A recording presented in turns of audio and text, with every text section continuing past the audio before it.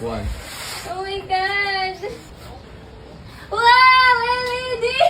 Pasensya na mga kasambahay dahil sobrang OA ko dito. Sobrang saya ko lang talaga kasi. Nung dumating nga sa amin to, sobrang bigat. Kaya alam ko na ito na yun. Ito na yung pinakaantay ko na sobrang tagal kong nirequest talaga sa kanila. Nakailang request ako, nakailang decline. Talagang hindi ako tumigil hanggang sa nakuha ko na yung gusto ko. Napakabait naman ng seller na nagpadala sa akin ito. Kasi inaprubahan niya yung sobrang gustong gusto kong item na hindi ko talaga mabili-bili. Nung dalaga pa ako, wala akong hilig sa ganito. Pero nung nagkaasawa na ako at kahit wala akong anak na babae, talagang gustong gusto ko to. Hindi ko siya mabili-bili kasi wala tayong nakalaang budget para dito. Pero ngayon, andito na yung pinangarap ko talaga. So sa pag-open ko nga, marami siyang parts pero wala namang problema sa akin kasi hindi naman ako yung magbubuo niyan. Andito naman si Don Benok. Bahala na siya. Basta't meron namang manual ay kayang-kaya niyang mabuo to. Tapos yung maninipis na yan, para po yan sa likod, pang takip lang. At dito po talaga ako sobrang excited. Etong binubuksan ko ay salamin po ito. Kahit naman hindi ako mahilig mag-makeup, ewan ko ba, basta gusto ko ng ganito. Siguro halos lahat naman ng babae ay pinangarap na magkaroon ng vanity table o vanity mirror. So, yun nga pala yung pinakasaksakan niya para umilaw siya. At ito na nga, pinag-aaralan na ni Don Benok itong ating vanity table na bubuuhin niya. So, ang una palang bubuuhin dito ay kailangan ay yung drawer muna. So, bali 3 drawer yan na pare-pareho yung size, tapos yung isang medyo mahaba na malapad. At ayan, nakuha naman agad ni Don Benok. Ang saya ko na dyan. Sobrang excited ko nang mabuo. Kaya naandyan lang ako sa isang sulok, naka-video sa kanya. Nag-aantay na matapos na mabuo itong aking vanity mirror. Talaga naman.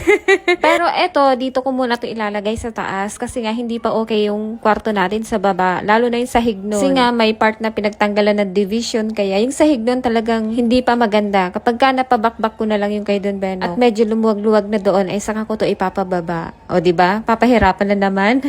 Pero okay lang naman daw, sabi ng aking husband, kasi tatanggalin lang naman niya dito yung sa may part ng ibabaw, ay makakalas naman po pala yan. Ulit. Mabuti naman talaga dito sa aking husband na to at napaka-supportive niya. Mas lahat pa naman ng pre-sample ko ngayon ay kailangan siya. Siya yung maggagawa, siya yung bubuo. Dahil tanghali nga naman pala na andito kami sa taas, nagsarado muna kami ng tindahan. Saglit lang naman to, pero matatapos yata kami nito alas 3 o alas 4. So, bumaba ako dito saglit. Pag akyat ko, ganito na yung itsura niya. Nabuo na niya yung pinaka-top. Tapos itong pinaka-mesa natin. At ilalapat na nga lang po yan sa taas at lalagyan ng screw. Okay na. Ay, sobrang kilig ko talaga dito. Pasensya na mga kasambahay ha. Sobrang saya ko lang talaga. At yung mga nakikita nyo na mga dini-DIY namin ni Don Benok, tapos yung mga bagong gamit na nadadagdag dito sa bahay, lahat po yan galing sa free sample. Ini-invite nila ako, tapos nag-a-apply ako ng free sample. Nasa sa kanila na yun kung i-approve nila. At sobrang blessed ko naman kasi talagang na-approve naman yung mga bagay-bagay na gusto ko. Kaya imbis na i-order ko siya o bibilhin ko siya, tinatry ko na lang na mag-apply ng free sample. Malay mo, maaprubahan. O hindi na tayo bibili. So dito nga pala, ayan na po yung mga nilalagay ko. Drawer na lang. Kasi sabi ko sa Don Benok niyo, ako nang bahala maglagay ng drawer. At may stopper dun po pala yan. Kaya hindi ka mag-aalala na baka dumiretso yung higit mo. Walang malalaglag o walang matatapon. Sa lahat ng kulay ng vanity mirror, eto po yung pinakagusto ko. At tingnan nyo naman, ang dami po niyang lagayan. May 2 sa taas, may isang malaki sa may bandang upuan, at may 3 pa pababa. Lahat ng mga anik-anik mo sa katawan o yung mga gamit mo, kasyang-kasya na dito. Lalo na ako at ang ginagamit ko lang naman lotion, polvo, lip tint, at konting pang skincare lang sa mukha. Wala ako ng mga makeup.